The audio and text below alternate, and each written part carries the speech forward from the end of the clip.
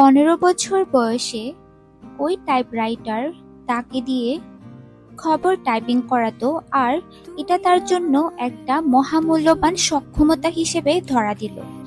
পুরো রাজ্যের প্রধান কয়েকটা শহর ছাড়া বাকি সবখানের স্কুলগুলোর অবস্থা ছিল অত্যন্ত জরাজীর্ণ।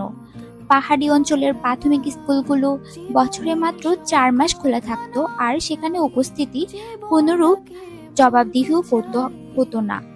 উচ্চ বিদ্যালয়ের সংখ্যাও ছিল খুবই কম। পুরো রাজ্যে মাত্র 100টার মতো ছিল উচ্চ বিদ্যালয়, যেগুলোর বেশিরভাগই আবার 2-3 বছরের শিক্ষা ব্যবস্থা প্রচলিত ছিল।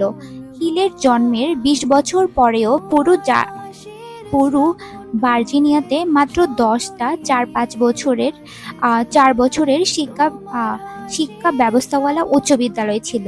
ওই পরিস্থিতি থেকে নিজেকে সরিয়ে এনে সাফল্য অর্জন করা এবং পুরো পৃথিবী জুড়ে কয়েক লক্ষ মানুষকে প্রভাবিত করা, অনুপ্রাণিত করা সত্যি বিস্ময়কর ব্যাপার। হিল শৈশবকালের স্মৃতিগুলো প্রায় তার লেখা আর্টিকেল, বই আর বক্তৃতায় স্মরণ করে থাকেন। তার স্মৃতিচারণগুলো বেশিরভাগই অত্যন্ত দুর্ভোগের। ভার্জিনিয়ায় ওয়াইস থেকে 2 বছরের উচ্চ বিদ্যালয় শেষ করে হিল একজন এক্সিকিউটিভ হিসেবে পরিচিত পেলেন।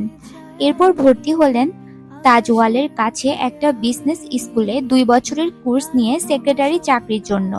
এটা তাকে পরবর্তীতে ব্যবসায়িক দুনিয়ায় যথেষ্ট সহযোগিতা করেছে। হিল দক্ষিণ পশ্চিম ভার্জিনিয়া পাহাড়ে সর্বোচ্চ সফল একজন ব্যক্তির সাথে কাজ করার জন্য আবেদন করলেন। হিল বলেন, আবেদনের প্রেক্ষিতে চাকরিদাতা তাকে শিক্ষানবিশ হিসেবে কাজ করার অনুমতি প্রদান করে।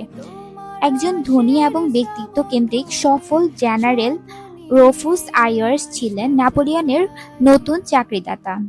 এটা বোঝা একেবারে স্পষ্ট যে কেন হিল দারিদ্রতা এবং অজ্ঞতায় জর্জরিত থেকেও জেনারেল আয়ার্সের সাথে কাজ করতে চেয়েছিলেন। বিজনেস কলেজে কোর্স শেষ করার পর নেপোলিয়ন জনাব আয়ার্সকে লিখেছিলেন, আমি সবেমাত্র বিজনেস স্কুল সম্পন্ন করেছি। সেক্ষেত্রে আপনার সেক্রেটারি হিসেবে কাজ করার মতো যথেষ্ট যোগ্যতা আমার হয়েছে।